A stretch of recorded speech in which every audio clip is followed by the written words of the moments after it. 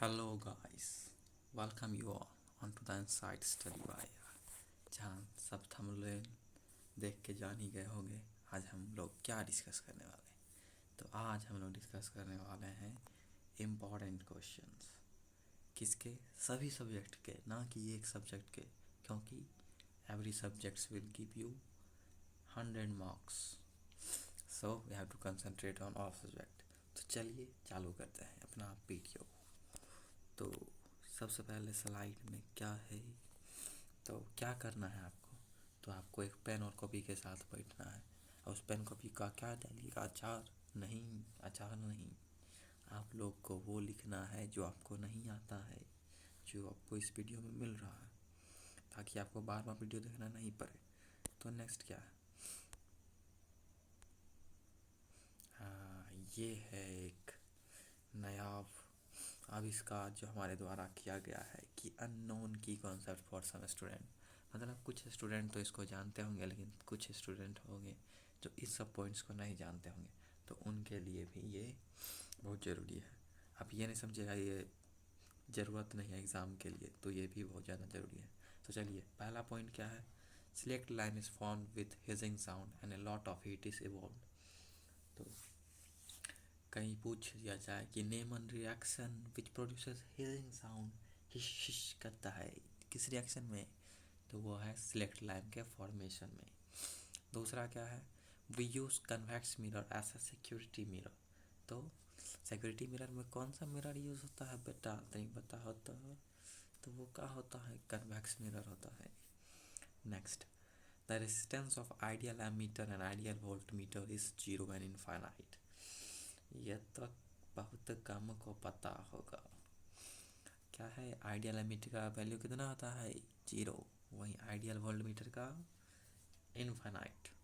Then सर्दी हो गया। Next, callus is defined as an unorganised actively dividing mass of cells maintain in a culture. तो what is callus? तो इसको define किया गया है कि एक अनऑर्गेनाइज्ड है जो कि डिवाइडिंग मास है किसका? सेल का, जो कि एक कल्चर में मेंटेन रहता है। फिर फुल फॉर्म ऑफ टीडीटी, तो वो क्या है? Dichloro diphenyl trichloro ethane. वाह, क्या फॉर्मूला, फुल फॉर्म था। Then what is the nature of black coffee? It is acidic in nature, acid पीते हो। Next, diaphragm is a muscular structure that separates thoracic cavity and abdominal cavity. तो name a muscular structure that separates thoracic cavity and abdominal cavity, तो वो क्या होगा? वो होगा diaphragm. Next, urine is yellow in color due to the presence of pigment called urochrome. अगला, तो session start करने से पहले कीप मोटिवेटेड। एक कान से सुनना, एक कान से निकालना। क्या है? There are not secrets to success, it is the result of preparation, hard work and learning from failure. तो अभी वीडियो बंद कर देंगे क्योंकि वीडियो बहुत लंबा है। तो आपको क्या होगा? सक्सेस नहीं मिलेगा। वहीं आप हार्ड वर्क करके थोड़ा सोच आके भी वीडियो देख लेते हैं तो थोड़ा मोड़ा एक दो क्वेश्चन आ सकता है। तो ये इसी के लिए कहते हैं सक्सेस का कोई सीक्रेट नहीं है, इसमें प्रिपरेशन लगता है, हार्ड वर्क लगता है, और जो भी फेलियर्स है उससे हम लोग को सीख लेते हैं, तब जाके हमको सक्सेस मिलता है। तो चालू हो गया हमारा वीडियो का पहला क्वेश्चन। तो वो क्या है? Why is respiration considered as an exothermic reaction? तो रेस्पिरेशन, सांस जब लेते हैं तो हम लोग हवा छोड़ते हैं, तो वो गर्म हवा होता है।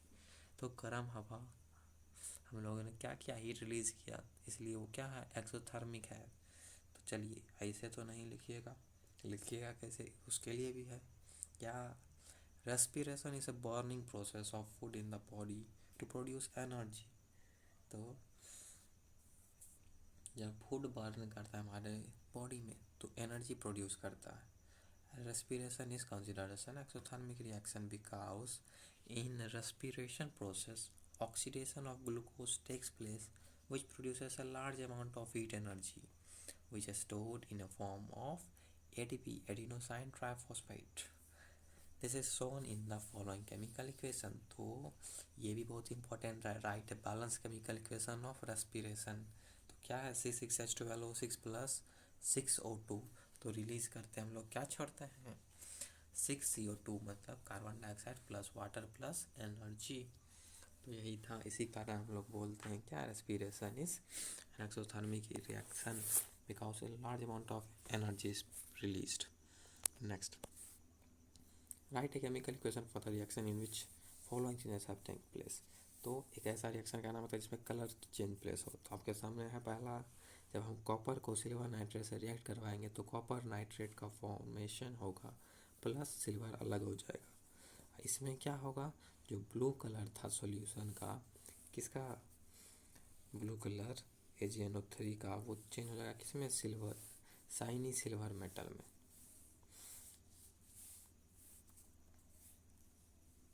नहीं, पहला जो कॉपर था वो चेंज हो जाता है किसमें, कॉपर नाइट्रेट ब्लू कलर का होता है, तो ब्लू कलर में चेंज हो जाता है। और शाइनी सिल्वर मेटल कौन है, सिल्वर का फॉर्मेशन होता है। फिर दूसरा था आपको देना चेंज इन टेम्परेचर। तो टेम्परेचर में कॉपर ब्राउन से ब्राउन ब्लू हो गया।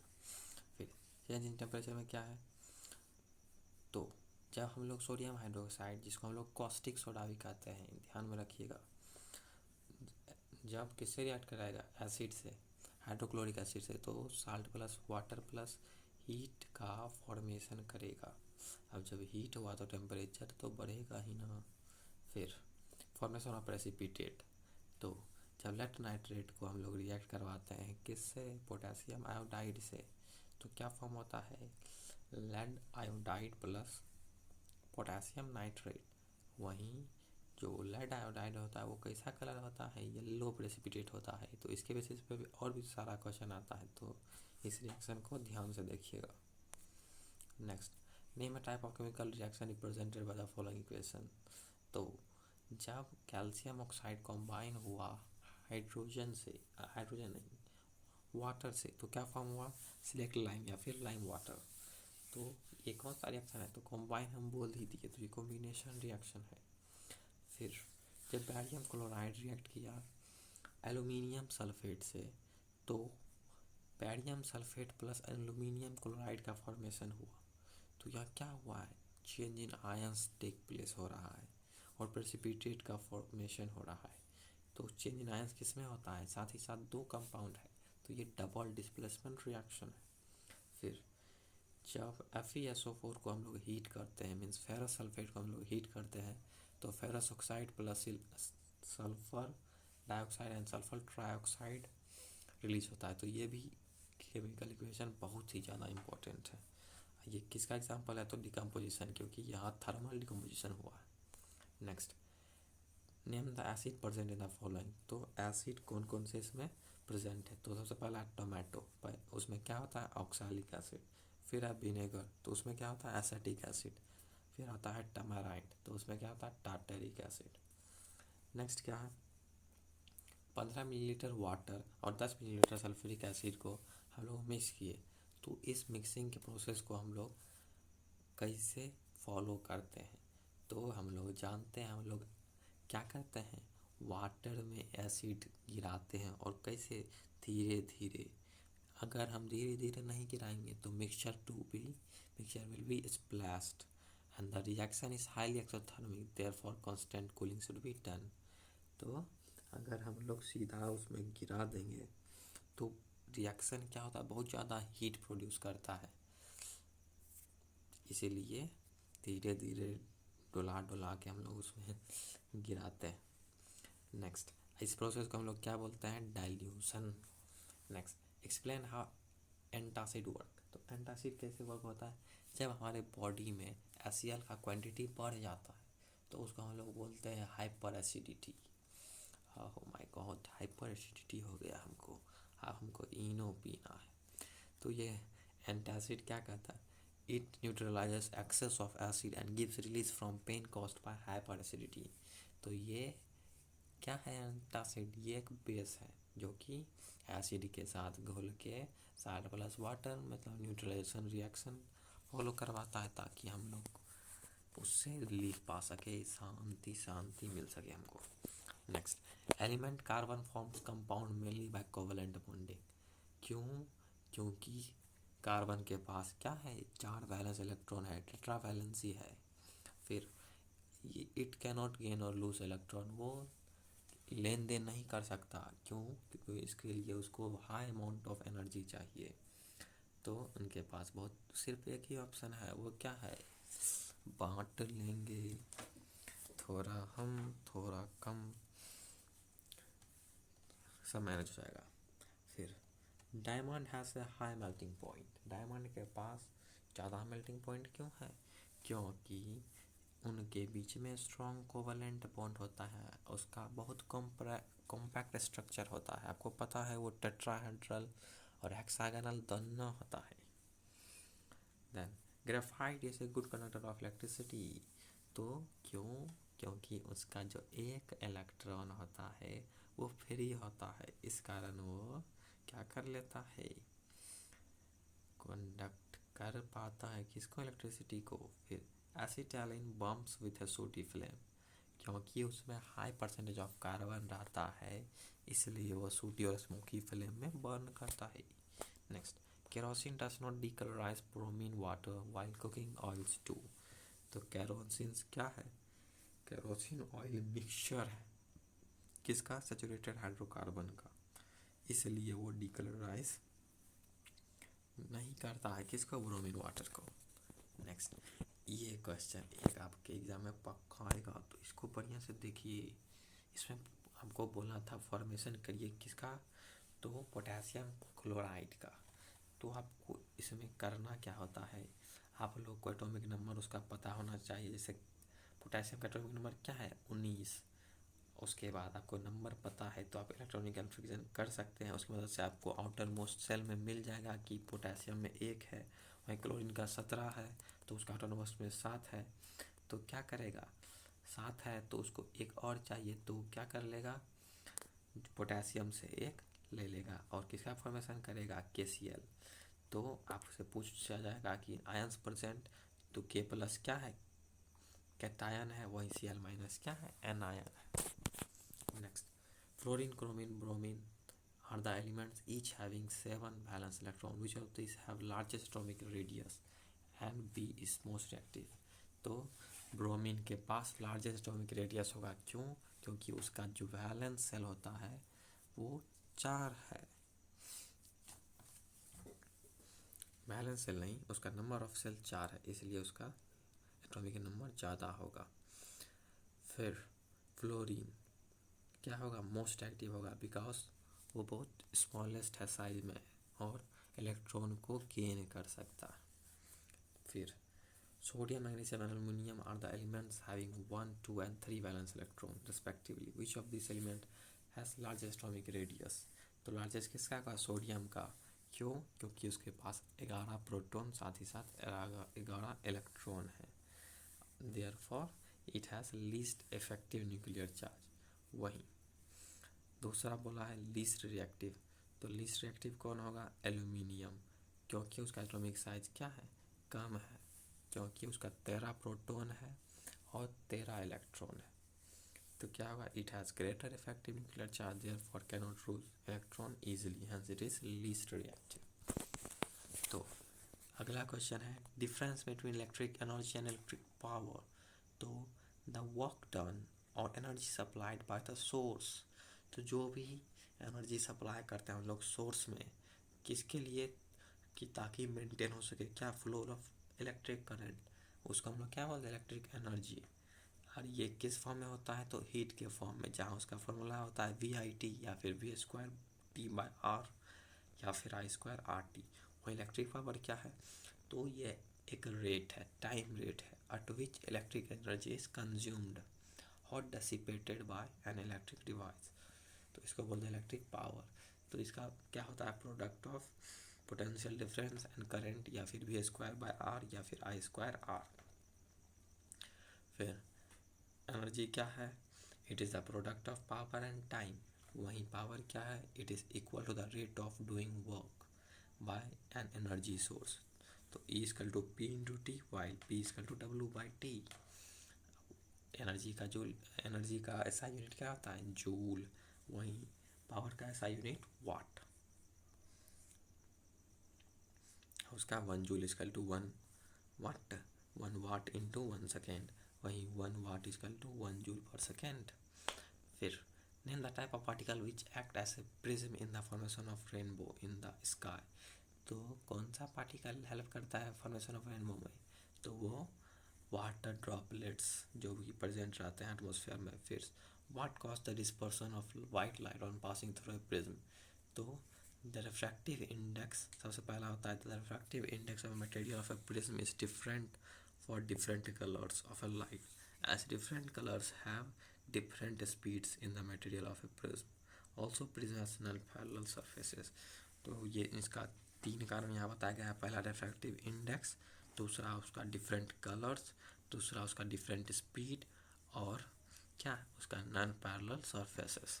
फिर क्या है, name the atmospheric phenomenon due to which the sun can be seen above the horizon about 2 minutes before actual sunrise.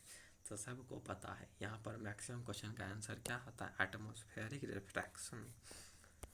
Next, explain why ray of light passing through the centre of curvature of a concave mirror gets reflected along the same path.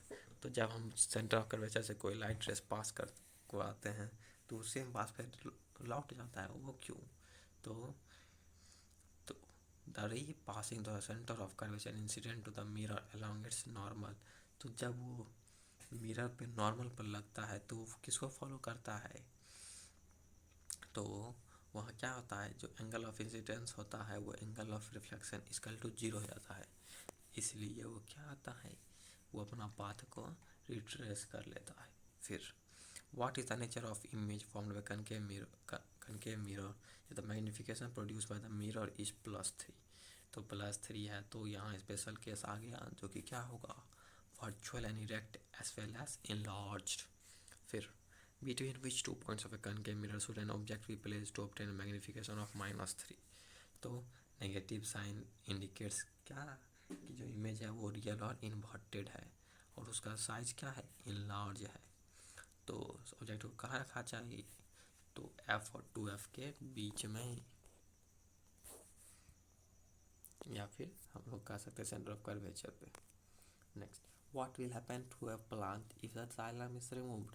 अगर हम plant से xylem remove कर देते हैं तो क्या होगा, सबको पता है जाइलम से क्या होता है, वाटर एंड मिनरल्स ट्रांसपोर्ट होता है। अगर जाइलम को रिमूव कर देंगे तो वाटर एंड मिनरल्स सप्लाई नहीं होंगे, इसी कारण क्या होगा, प्लांट का स्वर्गवास हो जाएगा। फिर where digestion of fat take place in our body. तो डाइजेशन ऑफ फैट कहाँ होता है, तो स्मॉल इंटेस्टाइन में होता है।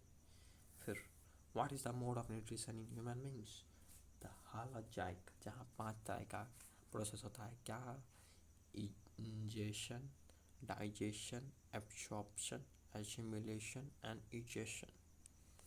Next, how does growing embryo get nutrition from mother's blood.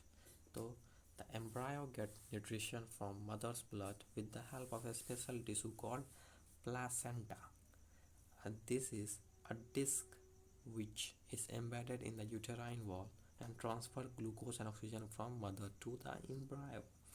तो very important question. फिर define the term puberty. List 2 changes observed in girls at the time of puberty. तो the period when the rate of general body growth begins to slow down and reproductive tissue begins to mature is called puberty. 2 changes observed in girls at the time of puberty are the breast size begins to increase as well as menstruation starts. Next, the sex of the children is determined by what they inherit from their father and not from their mother. क्योंकि आपको पता है इसका answer, क्योंकि mother के पास सिर्फ XX होता है, वही फादर के पास XY होता है। तो अगर फादर X देगा तो लड़की होगी, Y देगा तो लड़का होगा। तो यहाँ मदर का कोई काम नहीं है, इसलिए मदर का काम है मतलब उस जेनेटिकली डिटरमाइन करने में कोई काम नहीं है। फिर define variation in relation to species. तो why it is beneficial. So variation refers to the differences of characteristics. तो जो भी डिफरेंसेस होता है कैरेक्टरिस्टिक्स या फिर ट्रेड। ओह माय गॉड, सर्दी बहुत ज़्यादा लग गया, sorry. for the disturbance. No problem. Next, why is variation beneficial to the species? Variation refers to the differences in the characteristics or traits among the individual of a species. Variation is beneficial for the species. क्यों beneficial है? क्योंकि वो adapt करने में मदद करता है, किसमें, चेंजिंग एनवायरनमेंट में भी। दूसरा, वेरिएशन ही बेसिस है किसका, हेरिडिटी का। अगला, construct N aquatic food chain showing 4 trophic levels. तो सबसे पहला आता है आपका फाइटोप्लैंक्टन मतलब प्लांट। दूसरा, जूप्लैंक्टन। अगर आप लोग नीचे में जो दिया गया है ट्रॉपिक लेवल का, जैसे प्रोड्यूसर लिखा है, हर्बीवोरस लिखा है, तो यह आपके मार्क्स को टोटली आंसर कर देगा, इसलिए लिखना जरूरी है। सबसे पहले फाइटोप्लैंक्टन, फिर जूप्लैंक्टन, फिर क्रस्टेशियन, उसके बाद फिश, उसके बाद क्रेन। फिर explain biological magnification with the help of an example. तो pesticides used in crop are washed down into the soil. From soils, these are absorbed by plant along with water and minerals, and thus they enter the food chain. While consuming the crops, human beings also consume the pesticides which get accumulated in our body. This phenomenon is known as biological magnification. मतलब जब pesticides का use होता है किसमें, plant में, तो वो soil में चल जाता है और सॉइल से कहाँ जाता है, सॉइल से प्लांट अब्जॉर्ब कर लेता है थ्रू वाटर एंड मिनरल्स के साथ। तो क्या होता है, जब हम लोग उस प्लांट को खाते हैं तो हमारी बॉडी में वो सब पेस्टिसाइड्स जमा हो जाता है। इसी फिनोमिनन को क्या बोलते हैं, बायोलॉजिकल मैग्निफिकेशन। फिर name the physical quantity which are indicated by direction of thumb and forefinger in the Fleming's right hand rule. तो थंब इंडिकेट क्या करता है, motion, direction of motion, while forefinger direction of magnetic field. फिर positively charged particles, alpha particle projected towards west is deflected towards north by magnetic field. The direction of magnetic field is upward. क्यों, आप लोग apply कर सकते हैं किसका, Fleming left hand rule का। Next, social की तरफ आ गए हम लोग, फटाफट से हम लोग इसको भी कर लेना है, कट बात नहीं। टाइम चाहे लेने वाले हमें पोट में आग लगाएंगे। सोशल आ गया, चलो चालू करते हैं। Mayor is who, what is mayor. तो मेयर क्या होता है, म्यूनिसिपल कॉर्पोरेशन के हेड को हम लोग मेयर कहते हैं। तो the subjects like defence, banking, communication are comes under which list, union list. फिर point out one feature in the practice of federation in India that is similar from that of Belgium. तो दोनों country में क्या है, दो मोर levels of government है। फिर when and where was the first train travel, तो सबसे पहले छुक छुक गाड़ी कहाँ से कहाँ चली थी, तो वो चली थी मुंबई टू थैन, कब, 1853 में, 1853 में। फिर which is the longest national highway of India, तो इट इज़ NH7। तो ये कहाँ से कहाँ दौड़ता है, फार्मेसी टू कन्याकुमारी। बात में कर लेंगे हम, ये सेशन बहुत ही कम समय में हमने किया है इसको जारी। कन्याकुमारी, वाह। Name the road which helps military, तो वो क्या है, बॉर्डर रोड्स। फिर व्हाट इज मेजोरिटेरियनिज्म, तो एक ऐसा बिलीफ कि मेजोरिटी कम्युनिटी रूल करेगा किसमें, जैसे भी चाहेगा, और जो भी माइनॉरिटी है उसको नीचा दिखाकर भी वो रूल कर सकता है। तो वही है, believe that majority community should be able to rule a country in whatever it wants by disregarding the wishes and needs of the minorities. Next, mention one step which was taken by Sri Lankan government to create majoritarianism. तो इसके लिए क्या हुआ था, 1956 में एक act पास किया गया था, क्या, किसके लिए, सिन्हाला को ऑफिशियल लैंग्वेज डिक्लेयर कर देने के लिए। फिर name the season during which watermelon, Musk melon and cucumber are produce, तो वो सीजन कौन सा आता है, जेद सीजन। फिर व्हाट आर ऑसमन एंड बोरो, तो इन states like Assam, waste Bengal and Orissa 3 crops of paddy grown in a year, these are locally known as osman and boro. Next, name 2 important wheat growing zones of India, तो जो Ganga Sutlej planes है, साथ ही साथ कहाँ, गंगा सतलज है north में, और black soil region in the Deccan, ये दोनों बहुत इंपॉर्टेंट क्या है, व्हीट ग्रोइंग जोन्स। फिर In which year the National Rural Employment Guarantee Act was implemented? It was implemented in 2005. Next, the name the neighboring country that has better performance in terms of human development than India. तो वो क्या है? श्रीलंका है. Which age group of children is included for calculating net attendance ratio? तो it is 6 to 10 years. अगला क्या है? Why tertiary sector is also termed as service sector? So tertiary sector is termed as service sector because tertiary sector provides support service to primary as well as secondary sector. तो गेहूँ उपजा लिए तो किसकी मदद से जाएगा? दौनी होने के लिए तो गाड़ी की मदद से. फिर आटा बन गया तो किसकी मदद से घर तक आएगा? तो गाड़ी की मदद से. तो दोनों में किसने हेल्प किया? टर्सरी सेक्टर ने. इसीलिए उसका उसको क्या बोलते हैं? सर्विस दिया हमको, इसलिए उसको सर्विस सेक्टर बोला है. Next, what is right to work? हम काम लेंगे, हम काम लेंगे. तो वही है क्या? Right to work is right according to which all those who are ready to work at prevailing wages are given work by the government.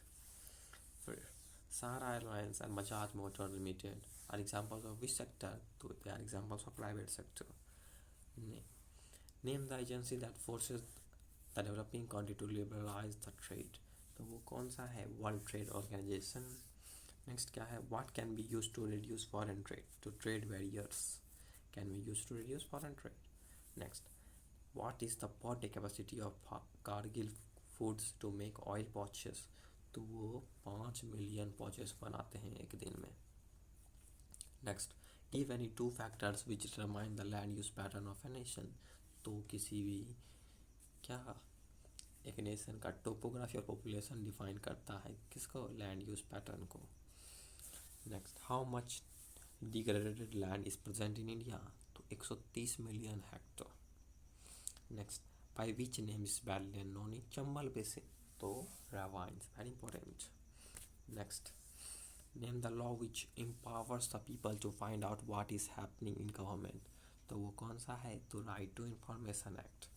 फिर गिवन कैरेक्टरिस्टिक्स ऑफ डेमोक्रेसी. तो democracy have greater success in setting up regular and free fair elections.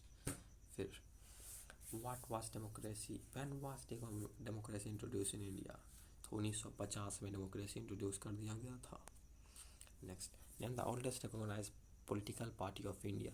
तो it is Indian National Congress, INC, हाथ वाला. Next, which political party draws inspiration from ideas and teachings of Mahatma Gandhi, Jyotirao Phule and Sahu Maharaj? So, Bahujan Samaj Party. Next, name the political party who is against the conversion of religion. तो वो है BJP, भगवा रंग, Bharatiya Janata party. Next, what is NTPC? National Thermal Power Corporation. Next, name any two pre-independence industrial cities of India. तो वो थे बॉम्बे और Kolkata. Next, in which year national jute policy was formulated? So, national jute policy as well as कौन सा? नरेगा. दोनों कब हुआ था? 2005 में ही हुआ था. याद कर लीजिए, रिलेशन बनाइए. Next, at what interest rate Samlal borrow money from the village money lenders? तो ये स्टोरी था. तो बोरो किया था 5% पर मंथ और 60% पर एनम में. नेक्स्ट क्या है? What is NABARD? तो national bank for agriculture and rural development. ध्यान में रखिएगा, सब full form. Next, name the organisation that conducted all India डेब्ट एंड इन्वेस्टमेंट सर्वे. 3. तो इट इज़ NSSO. तो किसको किसको नहीं पता है वो फटाफट जाइए कहाँ? फुल फॉर्म लिंक में, क्योंकि सब फुल फॉर्म दिया गया है. अभी तक आप लोग नहीं, आप कब पढ़िएगा एग्ज़ाम के बाद. तो इसका फुल फॉर्म क्या होगा? National sample survey organisation. देखिए, हमको पता है, हम अपने वीडियो अपने देख लेते हैं. Next, who was MR जैकर? MR जैकर कौन थे? तो ये वो मेंबर थे किसके? हिंदू महासभा के, जो स्ट्रांगली अपोज करते थे किसको? Compromise during all party conferences 1928. तो क्या आपको पता है कॉम्प्रोमाइज़ कौन था? तो जब मोहम्मद अली जिन्ना बोले थे अगर आप हमको रिजर्व सीट दे दीजिएंगे तो हम सेपरेट इलेक्ट्रोड का ख्वाब छोड़ देंगे. लेकिन यही एक आदमी थे जिन्होंने बोला था कि हम कोई कंप्रोमाइज नहीं करेंगे, जो करना है आप कर लीजिए. Next, what is begar? तो बेगार एक ऐसा सिस्टम है जहाँ पर हम तो काम करेंगे पर हमको खर्चा पानी नहीं मिलेगा। Means begar is a type of labor that villagers were forced to contribute without any payment. Next, which name was given by Gandhi to the Dalits? So it was Harijans, means children of God. Next, who hosted the meeting of representative of European powers at Vienna in 1815? So he was the Austrian Chancellor Duke Metternich. Next, why and when Mazzini was sent to exile? So Mazzini was sent to exile for attempting revolution in Liguria in 1831. Next, name an Irish Catholic who revolted against the British domination. So he was Wolfe but he failed. Next, हम लोग आ गए हैं हमारे English में। तो English का सबसे पहला क्वेश्चन क्या है? What is the theme of poem Amanda? तो अमंडा पोएम का थीम क्या होता है? तो वो था क्या कि जो ग्रेटेस्ट वेल्थ होता है किसी चाइल्ड का टू अपोज हिज, तो क्या होता है? तब कोई भी चिल्ड्रन होता है उसको अपना फ्रीडम चाहिए। तो अगर आप उसको टू में इंस्ट्रक्शन देंगे, उस पर कंट्रोल रखेंगे, तो वो अच्छे से इंटरप्रेट नहीं करता है, वो बोर हो जाता है और फेड अप हो जाता है और अपने पेरेंट्स की बात नहीं मानता है और हाफ हार्टेडली फील करने लगता है और ख्याली पुला पकाने लगता है। तो एवरी चाइल्ड, सब चाइल्ड जैसे आप भी होंगे, तो आप भी क्या चाहते होंगे कि आपको फ्रीडम मिले, तो आप लोग अपना इंजॉय कर सके। तो यही था क्या थीम ऑफ अमंडा। अगला क्वेश्चन क्या है? How did the peasants of Chubukov consider Oxen Meadows? तो चुबकोव के पेजेंट्स एंड ऑक्सन मीडोज को क्या कैसे इंटरप्रेट कर लिया था? तो देखिए, the peasants of Chubukov had been using Oxen Meadows freely for last 40 years. तो 40 साल से वहाँ पर काम कर रहे थे। वो सोच लिए थे कि ये उनका अपना लैंड है, लेकिन रियलिटी क्या था कि वो लैंड किसका था? लोमोव की आंट की ग्रैंड मदर का था, जो कि उन लोग को दी थी किस लिए के लिए? तो वहाँ पर ब्रिक्स बनाने के लिए। अगला क्या है? Who was Wanda Petronski? What type of girl was she? तो वांडा पेट्रोन्स्काय कौन थी? तो वो एक पुअर पॉलिश इमिग्रेंट गर्ल थी एंड वो बहुत क्वाइट थी एंड रिजर्व थी। सी रेयरली सेड एनीथिंग, वो बहुत कम बोलती थी और कभी जोर से हंसती भी नहीं थी। Sometimes she smile with a twisted mouth, तो चवन्नी मुस्कान सॉरी चवन्नी नॉट मतलब यस थोड़ा थोड़ा मुस्कान देती थी। She use to go to school with American children, वो अमेरिकन चिल्ड्रन के साथ स्कूल जाती थी। They made fun of Wanda because she claim that she had 100 dresses. तो लोग उसका मजाक उड़ाते थे क्योंकि बोलते थे मेरे पास 100 ड्रेस है। तो in reality she had one old wade dress. She use to wear the same dress every day to school and use to commute to the school alone. तो स्कूल अकेला आती थी। सच्चाई में उसके पास सिर्फ एक फेड ड्रेस था, तब भद्दा ड्रेस था जिसको वो हमेशा पहन के आती थी। फिर अगला क्वेश्चन क्या है? At the end of lesson Mrs Pumphrey said this triumph of surgery why? तो वो ऐसा क्यों बोलती है? क्यों? देखिए, जो मिस्टर पम्परीज डॉग होता है जिसका नाम ट्रिकी होता है, वो इल हो जाता है, मतलब बीमार हो जाता है और एडमिट कर दिया जाता है किसके पास? हैरियट के पास, उसके ट्रीटमेंट के लिए। तो डॉक्टर हैरियट क्या करते हैं? कोई भी सर्जरी परफॉर्म नहीं करते हैं, लेकिन क्या करते हैं? ट्रिकी को खूब पानी पिलाते हैं, खूब एक्सरसाइज करवाते हैं, जो कि उसको रिकवर करने में हेल्प करता है। तो जब मिसेस पम्परी उसको लेकर जा रही थी, तो वो फुल्ली रिकवर था, फुल्ली फिट था, इसलिए वो बोलती है क्या this is Triumph of surgery, आपकी सर्जरी की जीत हुई mister Harriet. Next, what was the reason of Jaffar's astonishment? तो जैफर कौन था? वो एक कांस्टेबल था, पुलिस कांस्टेबल। ये आपका हैक ड्राइवर नहीं, सीक्रेट साइंटिस्ट का है, ग्रिफिन का। तो the reason of Jaffar's astonishment was that he had to arrest a headless person। तो फुटप्रिंट without feet उसी का है। He decided to perform his duty but found himself struggling with a man to be who was invisible. तो अपना duty तो perform करना चाहता था, लेकिन एक ऐसे आदमी को कैसे पकड़ता है जो कि दिखाई ही नहीं दे रहा था। तो इसके कारण जाफर को कौन जो हमारे साइंटिस्ट थे ग्रिफिन, उन्होंने उसको खूब मारा भी। जैसे लिखा हुआ है, Jaffar was knocked unconscious as he made last attempt to hold on Griffin. जब वो ग्रिफिन को पकड़ने गया तो ग्रिफिन ने दे दिया तो 4 लात।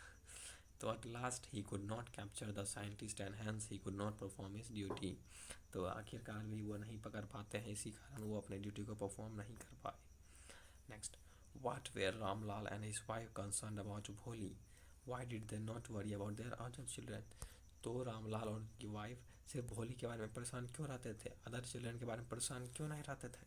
तो Ramlal and wife were concerned more about Bholi than their other children. क्यों? Because she was the weakest child, बहुत कमज़ोर थी पूरे फैमिली में। लेकिन उसके अदर जो सिबलिंग्स, अदर उसके जो भाई बहन थे वो हेल्दी थे। दे were worried of her ugly face because of her pock marks all over her body, क्योंकि उसके मुंह में दाने दाने से फुंसी थे। And also because of her stomach, और वो हकला के बोलती थी। They were worried that no one would come for what to marry. उनको ये भी चिंता सता रही थी कि कोई भी उनके साथ मैरी करने नहीं आएगा, क्योंकि उसके पास बहुत सारे कमजोरी हैं। फिर नेक्स्ट क्या है, what would the tiger do in the forest? तो टाइगर फॉरेस्ट में क्या कर रहा है? तो tiger in the forest to walk freely, वो खुला अपने मर्जी से घूम सकता है इधर उधर, विलेजर्स को टेरिफाई कर सकता है।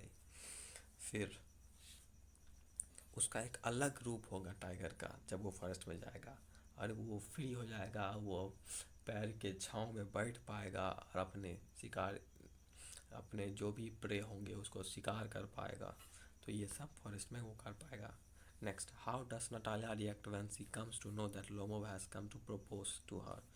तो नतालिया कैसा रिएक्ट करती है जब उसको पता चलता है कि लोमोव उसको प्रपोज करने आया था?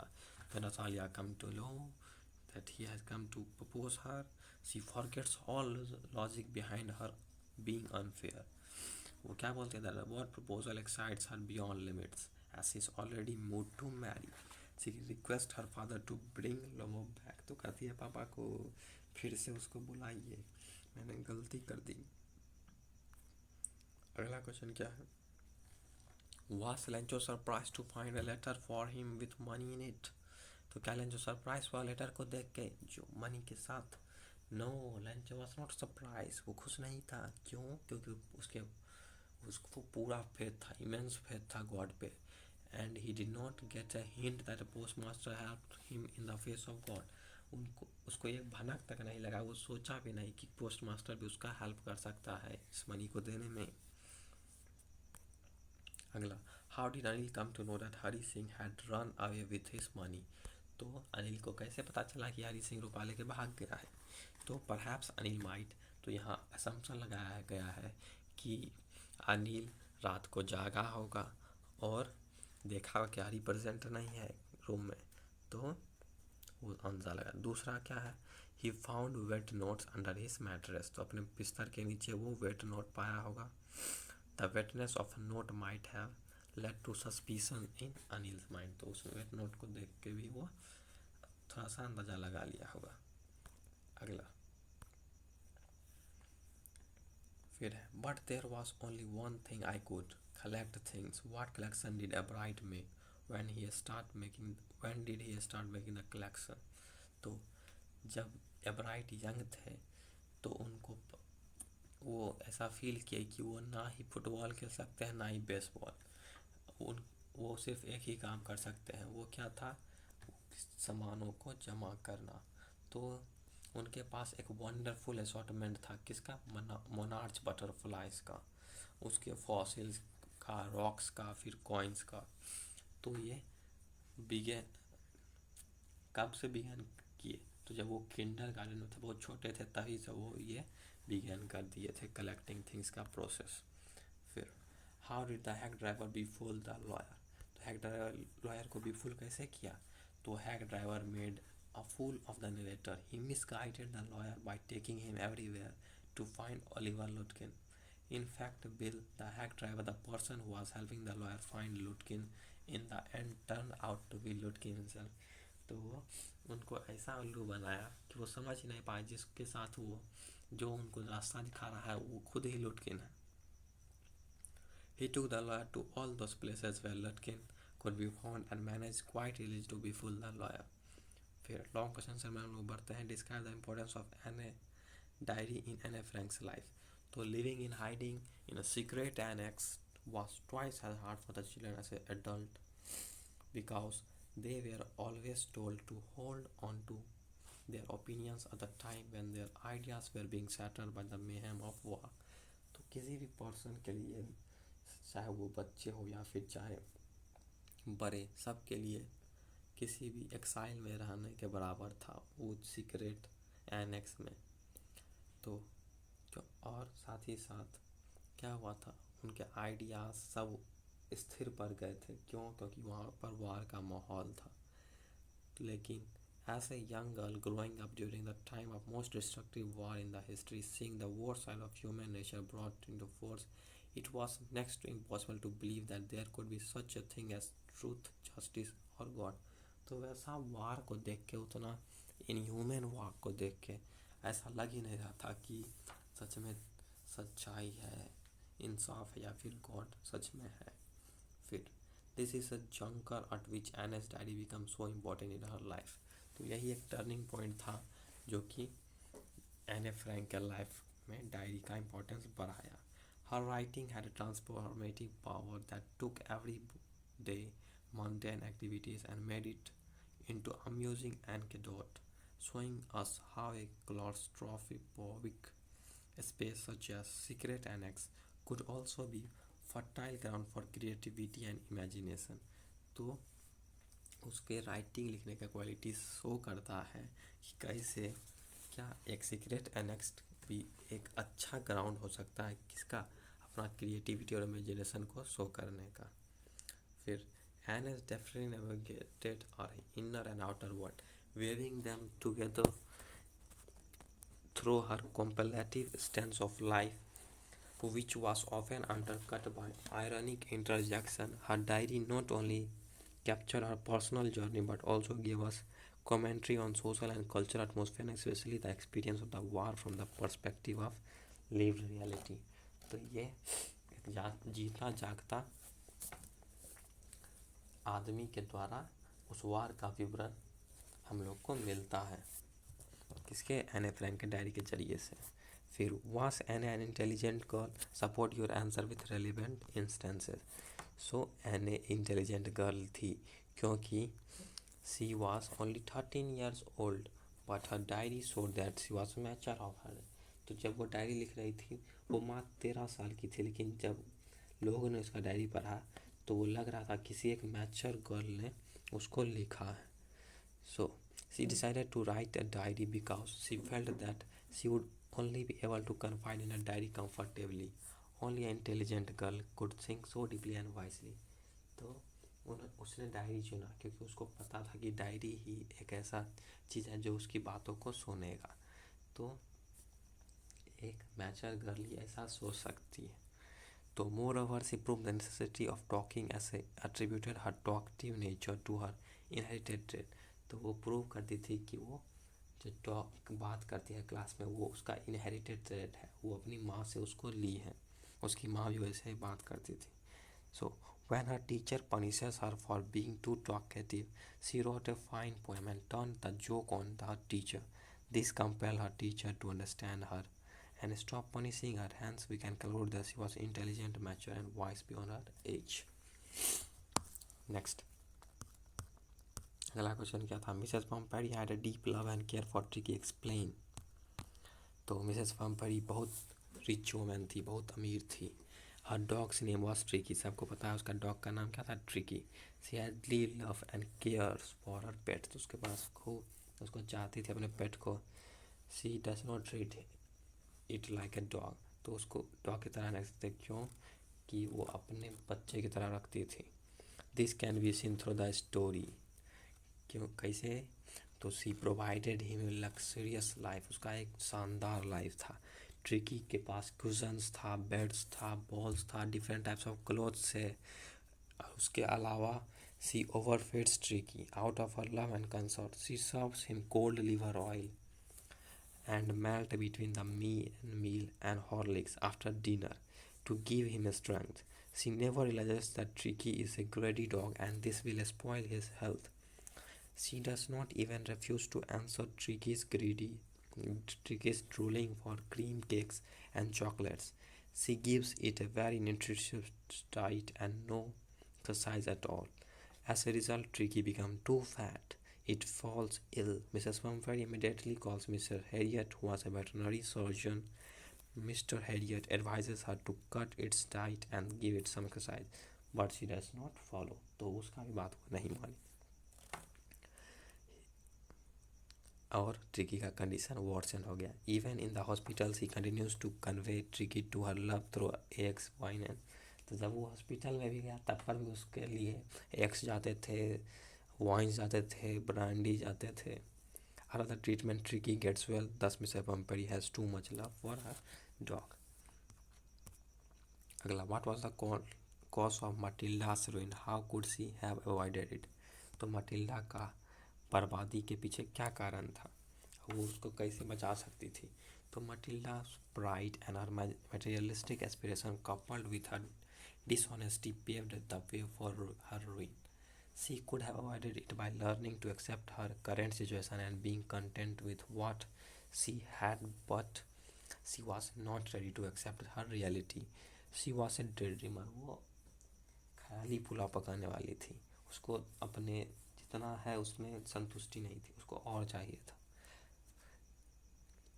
तो she never behaved like a mature woman. She loved to have new and luxurious dresses. She liked to have jewelries. She was never satisfied. She did not follow her husband's good active advice. Thus, Matilda's unrealistic dreams were the cause of her ruin. Another way could have been to try getting a job or starting a business. One should either try to work hard to realize one's dreams or stop dreaming altogether. तो या तो आपको अगर success चाहिए तो उसके लिए आपको काम करना पड़ेगा, अगर आप काम नहीं कर सकते तो ड्रीम देखना छोड़ दीजिए। यही कॉस्ट था। फिर आ गया है आपका हिंदी। हिंदी है हम वतन है हिंदोस्तां हमारा हमारा सारे जहां से अच्छा। चलिए चालू कर देते हैं हिंदी। यहाँ कोई छुई मुई का फूल नहीं है जो तुम्हारी तर्जनी देखकर डर जाए। यह कथन किसने कहा? तो ये कथन राम का है। देख सकते हैं, सॉरी, ये कथन लक्ष्मण का है, क्योंकि परशुराम जी उन्हें बार बार कर रहे थे, फरसा दिखाकर उन्हें डरा रहे थे। फिर स्त्री जीवन का बंधन कवि ने किसको बताया है? तो वस्त्र आभूषण को बताया है। फिर उनका बेटा बीमार है, इसकी खबर रखने की लोगों को कहाँ फुर्सत? पंक्ति में आधुनिक युग के मानव की किस मानसिकता पर व्यंग किया गया है? तो इस पंक्ति द्वारा लेखक ने मानव की उस स्वार्थी प्रवृत्ति की मानसिकता पर व्यंग किया है जिसमें उसे अपने सिवाय दूसरा कोई नजर नहीं आता है। वर्तमान समय में व्यक्ति अपने क्रियाकलापों में इतना व्यस्त हो गया है कि दूसरे के बारे में सोचने का उसके पास वक्त भी नहीं। इस प्रकार की प्रवृत्ति मनुष्य को संवेदनहीनता का परिचय है। फिर लखनवी अंदाज पाठ के नवाब साहब पतनशील सामंती वर्ग के जीते जागते उदाहरण है, आपको टिप्पणी करना है।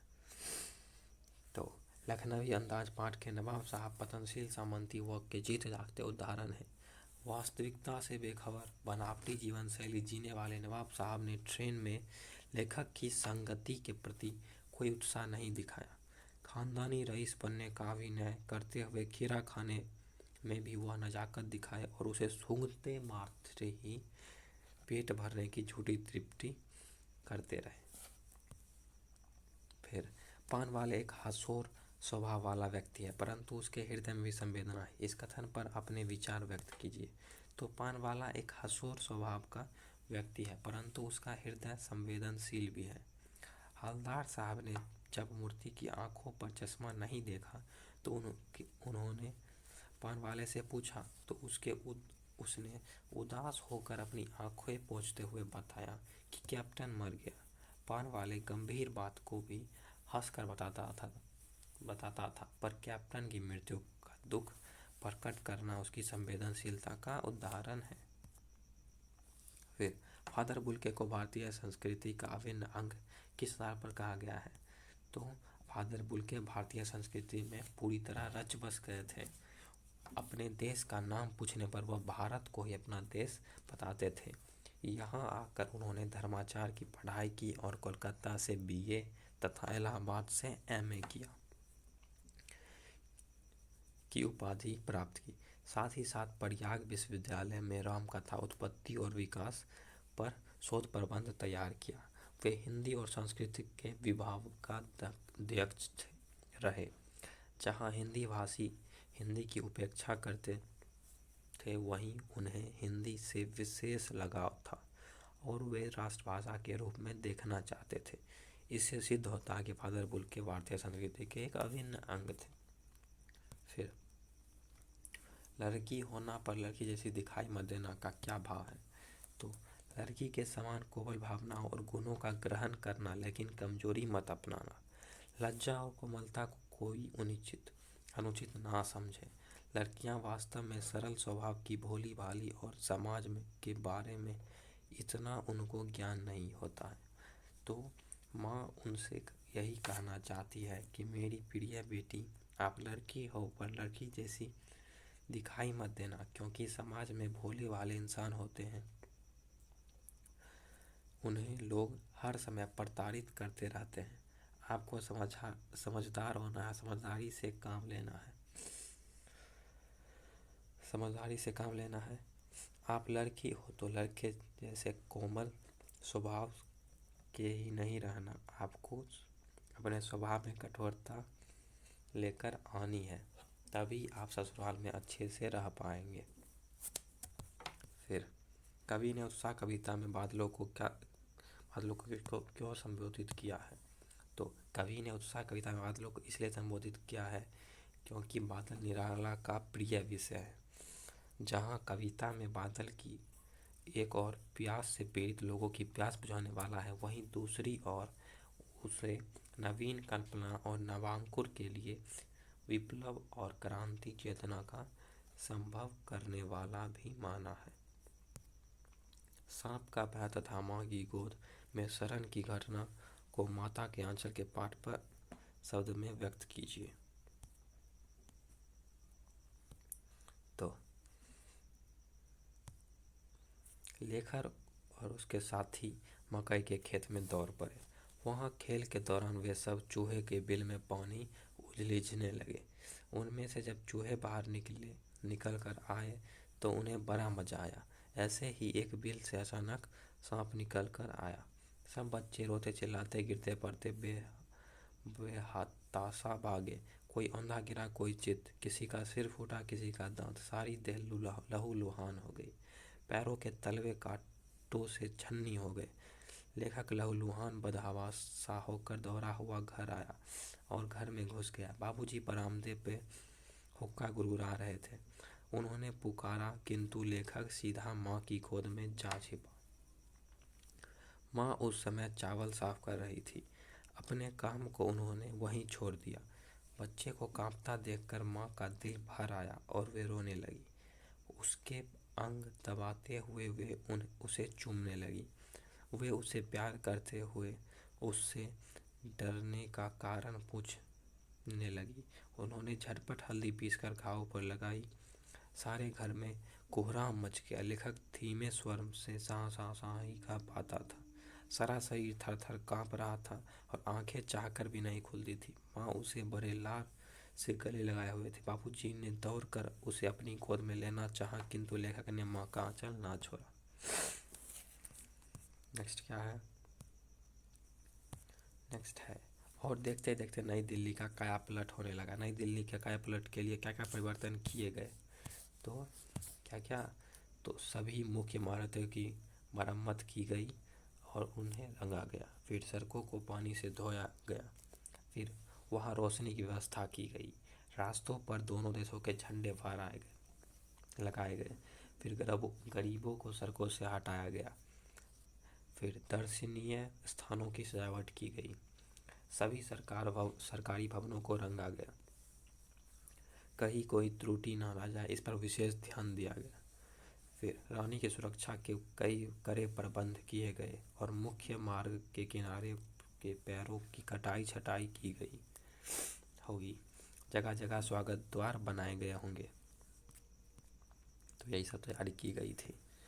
फिर ऐसा कौन सा दृश्य लेखिका ने देखा कि उनकी चेतना को झंझोर डाला? सना सना हाथ जोड़ी पाठ के आधार पर संक्षेप में लिखिए।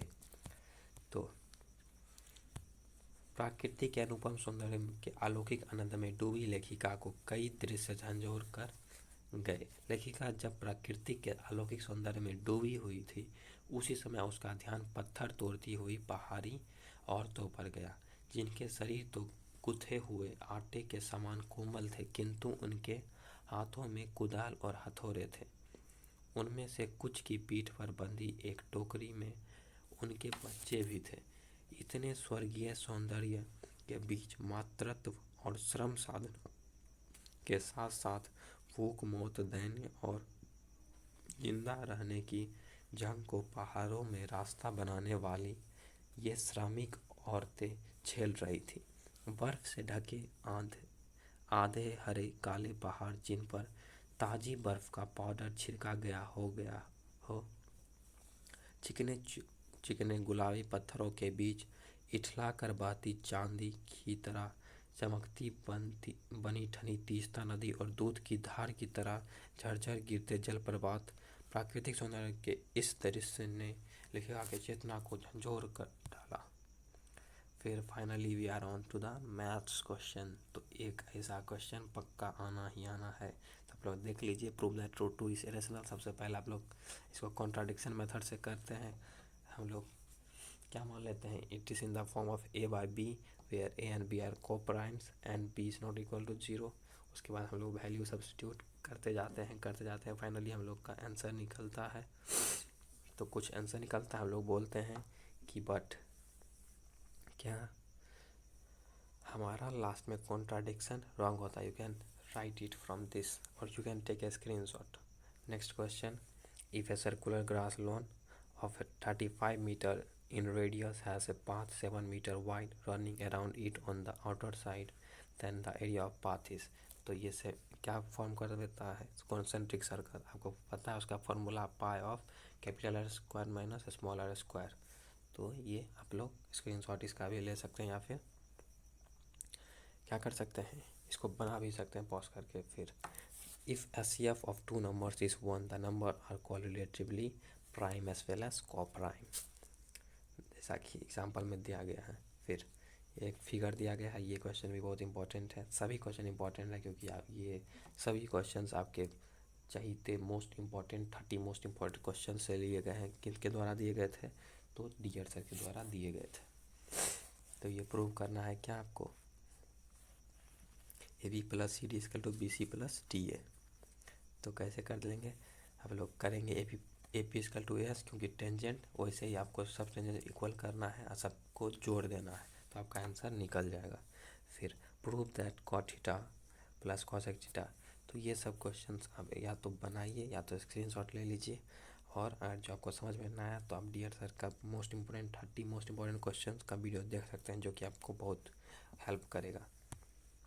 फिर डेसिमल एक्सपेंशन, तो जो हाईएस्ट पावर होता है उतना ही बार रिपीट करता है। तो यहाँ देख रहे हैं 2 के पावर 4 में रिपीट कर रहा है, तो 4 क्या होगा? इसका 4 डेसिमल प्लेस पर रिपीट करेगा, क्योंकि वही उसका हाईएस्ट पावर है। फिर एलसीएम एंड एचसीएफ, और वेरीफाई करना तो आपको पता है वेरीफाई कैसे करते हैं। एचसीएफ इंटू एलसीएम इसका to product of two numbers. उसके बाद ये क्वेश्चन एक बहुत इंपॉर्टेंट है, ये आता है इसलिए मैंने इसको इंक्लूड किया है। The sum and product of zero of quadratic polynomial are 3। तो इसका फॉर्मूला आप लोग याद रखिएगा, X square minus sum of zeros of X plus product of zeros. फिर हाइट एंड डिस्टेंस का क्वेश्चन, तो इसको आपको ट्राई करना है, आप लोग ट्राई कीजिए, नहीं बने तो देख के बनाइए, कोई बात नहीं। तब पर भी नहीं समझे तो डियर सर का वीडियो प्रीफर कर लीजिए। Next last question, you can see dear sir the angle of elevation of a cloud from a point 60 metre. तो ये भी आप लोग अटेम्प्ट कर सकते हैं, नहीं होगा तो डियर सर को प्रीफर कर लीजिए, क्योंकि बहुत लंबा वीडियो बन चुका है। हम लोग आप कंक्लूड करने जा रहे हैं, और लास्ट में rancidity of fat oil containing food materials are due to oxidation के कारण ये होता है। Rancidity is a process of oxidation. और फाइनली हमारा वीडियो यहाँ ख़त्म होता है, तो please like share and subscribe our channel. ऐसे ही और भी मज़ेदार वीडियोस देखने के लिए हम लोग को सपोर्ट करते जाइए। Finally we are more than 100 subscribers and continuously we have to increase our family, so keep supporting us. Thanks for watching. Subscribe, hit the bell icon as well as click the like button. So tata bye bye from Insight Study by AR. See you in the next video of Insight Study by AR.